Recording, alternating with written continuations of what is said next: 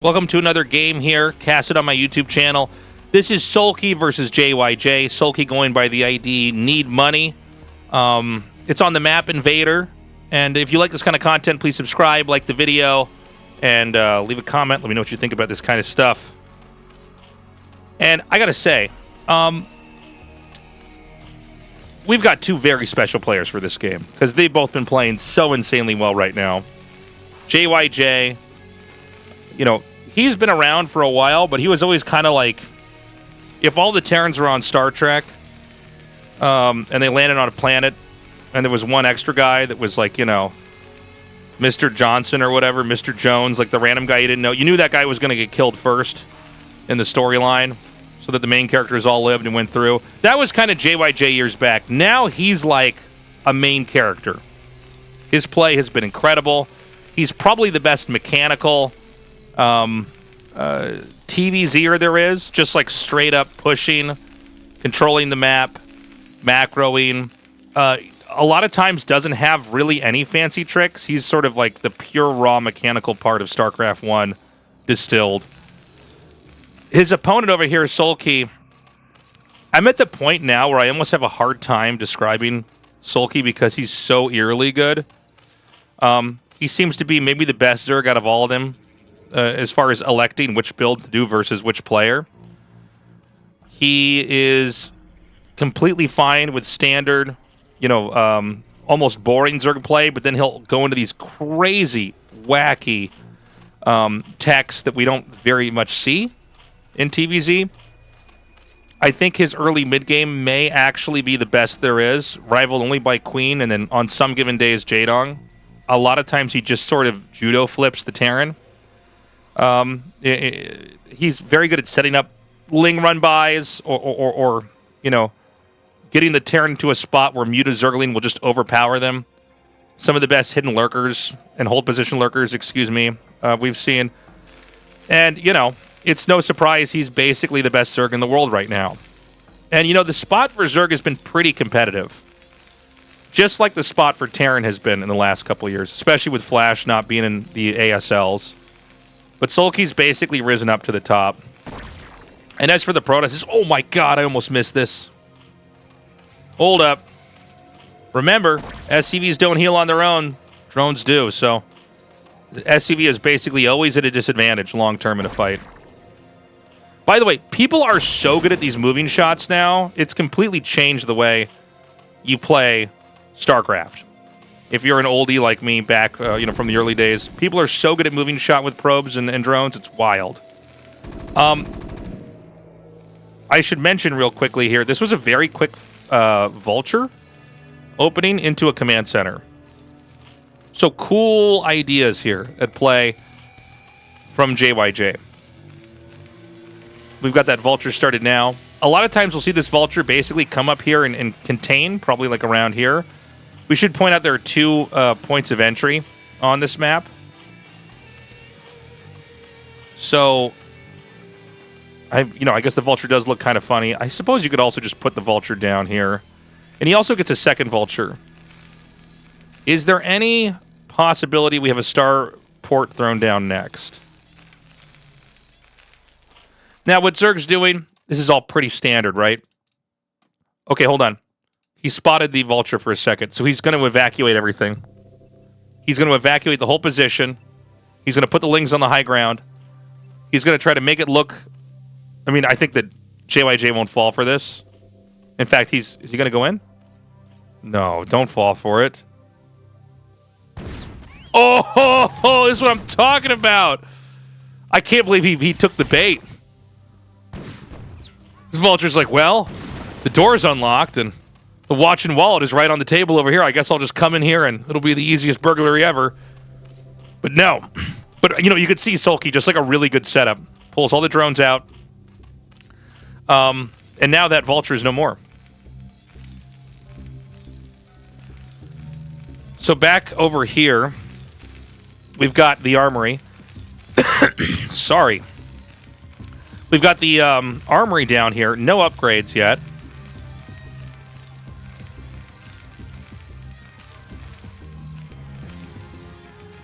And he's just making Goliaths, making one Goliath. You can guess that mutas are coming, but the scary part when you're playing against Zerg as Terran in this is you don't know for sure, right? Meanwhile, the eBay is coming down. And I don't know, man. I'm a little bit worried here for JYJ. I mean, he really doesn't have what he needs yet. You know, JYJ is also one of these guys that's so good at having the turrets at literally the last possible second. So you can get that many more minerals absorbed. Now, the Vultures are going to go for a dive. And they actually are, I think they're whiff-shotting here. Oh my gosh. There are 3 drones that are at basically almost 1 HP. So he almost got... By the way, Vulture, you know, that can 3-shot a worker. That went very poorly for JYJ. Meanwhile, turrets on the verge of finishing.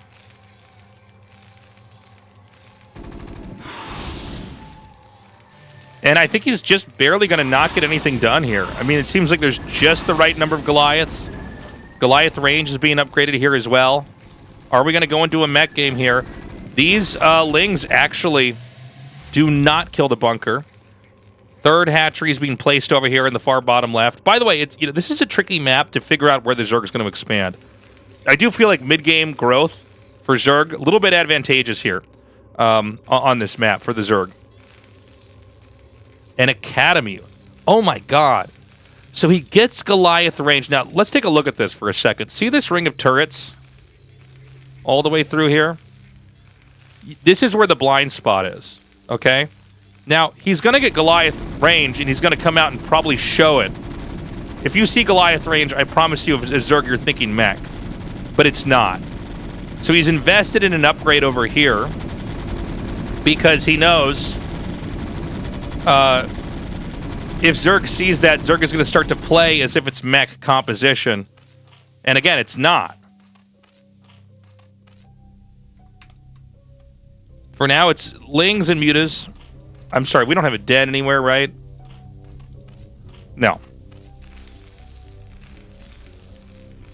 And then here's the reality. Stim is coming. Missile attack is coming as well.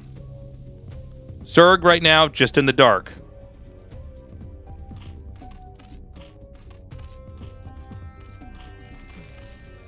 The Goliath's out here in the open. By the way, you know what's funny? He's actually continuing to make Goliaths. This is so cool. So, you know, I feel like we've seen a lot of different comps in TVZ. We've seen the classic SK Terran. We've seen Terrans get, 3 tanks, try to push, then go to SK Terran. We've seen Valkyries get made. I'm not used to seeing the Goliath into... Now, remember that, by the way, Mutas have very low vision range, so I don't know if he actually saw everything or not over there. He may have just seen the one barracks. Although, even seeing one barracks, the lights on may sound the alarms. But this is going to be Goliaths with Stim Marines. So this is a Mutalisk shredding force. We have the Lurker upgrades coming, but can the Terran hit before that upgrade finishes? Looks like they can, right? Burrowed Zerglings, by the way. That's the answer. Whenever you suspect it's mech, you can always start to get burrow, and you could basically survey where they're going. This is a very smart move here.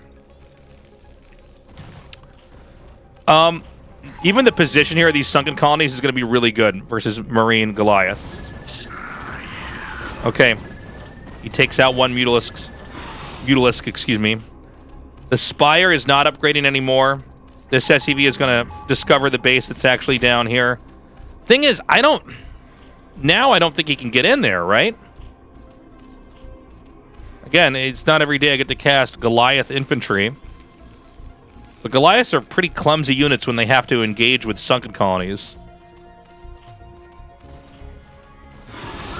Now, the Mutas are basically trying to intercept. You normally do this against infantry. It makes it a little bit tougher versus the Goliaths, but if the numbers are too small, you can basically just wipe the floor with this small number of units that are out there and then run back away. This is why Mutas are S-tier units. You can get in, get out, and the Glaives really spread the damage nicely. Creates a very good snowballing effect. And finally, we're going to have science vessels. So a lot of times when you're going up against Goliath or infantry without vessels, you're either right in continuing to mass mutas or you should have stopped immediately. This is a game where you can mass them up because you just have a mathematical lead, so you know that they can never catch up.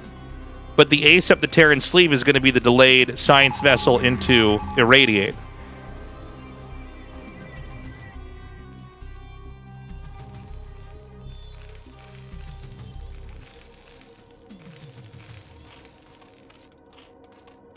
So there's a Nidus finishing here. We're basically out of range of a Terran kill now.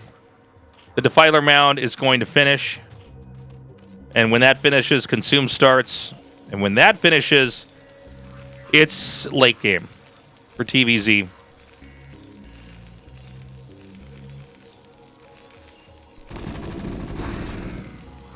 We've got a push coming through here. Terran may have to just take a third. We could get into a pretty dramatic game. There's that Consume. You got to be careful when you got... Oh, is he going to go for... Oh, he actually tried to click on the vessel and clicked on the Marine that was just right by it.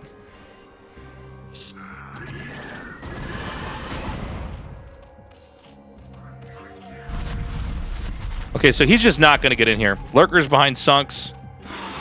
I guess he can siege up a tank. If he has siege, he does.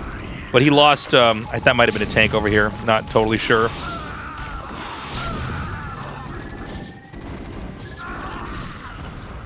So, I mean, you can just, slowly chip away at this. I do feel like it's going to be a while before you can get in there and really do any damage.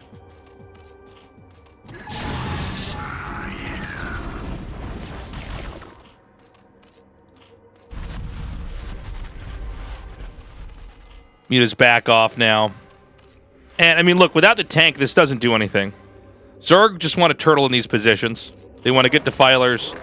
And they know as long as they stay alive and can figure out another place to expand to, this game's going to be theirs. They're going to have that late game advantage.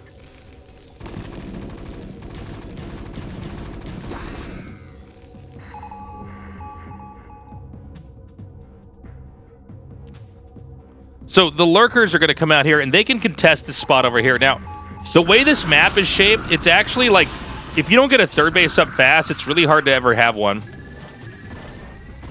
Look at that. He's going to slip right in between there. Nicely done. In a position where it looked like there was no way out. Another SCV is going to come up here and try to make a command center, or finish this one that started. But, I mean, there's already Ling Lurker here, man.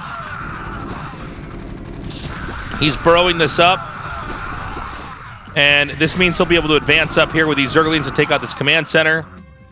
Again, the burrowed Lings are, paying off so nicely. The command center is canceled. JYJ may have to start the command center somewhere over here.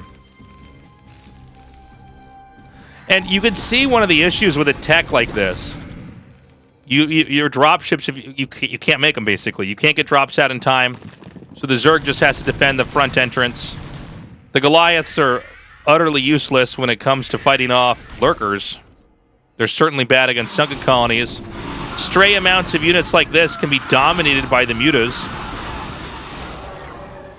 And the Terran has to do all the heavy lifting to clear out these areas where Zerg can just sit back and turtle and camp.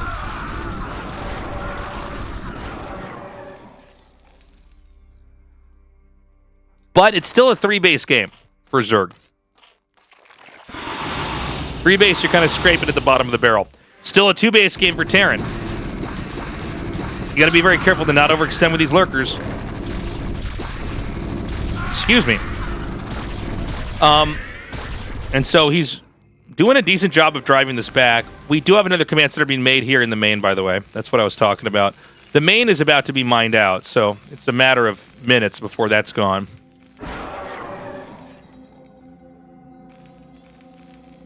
Terran has so far denied a fourth, but Zerg is now just starting to throw down hatches wherever they can. It's hard for Terran to keep up. Beautiful Plague. Oh my god. So much damage onto those vessels. And meanwhile, he's got a really nice counterattack set up over here. He's got a lot of lurkers. The command center is going to be floated over here. That's not the same one that was over here earlier. So he's going to try to land 2 different command centers. If JYJ doesn't get a base up, it's going to be bad. When you, oh, you're totally right, chat. When you see this many plagued vessels, 1 or 2 mutas, if they can just fly in and target a vessel, the glaive will bounce and kill the other 2. It's crazy. But this big counterattack, this might actually just do it. Lurkers over at the natural at this phase of the game as we enter late game. If you can't clean that up, keep in mind all these rallies are reset out here. All the SCVs have to go through this point in order to get to their other expansions.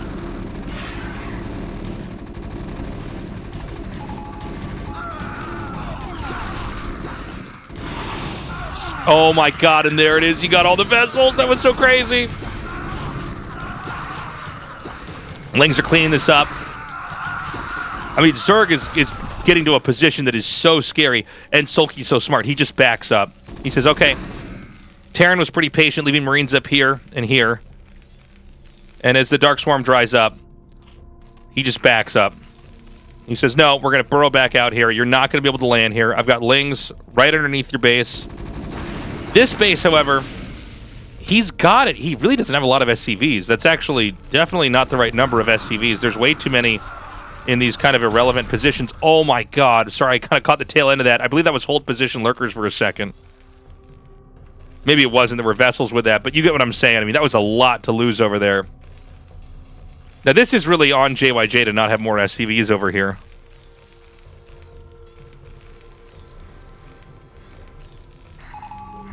Yeah, and here's the thing. He's got all these other gases. Once you're up to 4 or even 5 gases, that's when the ultras can come out. And ultras are what basically close the game out.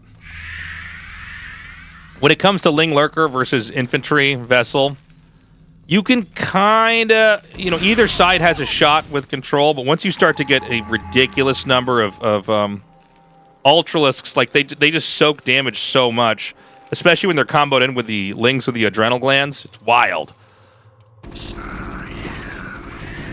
So Zerg's just trying to buy time here and there. Another Dark Swarm comes down, another great plague onto these vessels. If Terran can never get a huge vessel count in the game, a lot of times they just don't have the kind of sustainability to get much else done.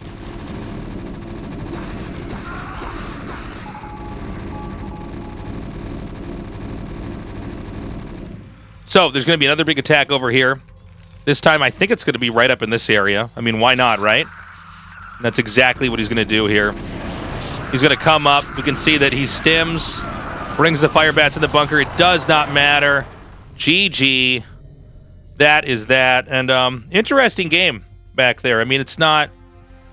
I don't see that often. Obviously, when I play Protoss, so TVZ is kind of the non-mirror matchup I'm the most out of my depth with, but I can tell you, you don't see Goliath into infantry that often.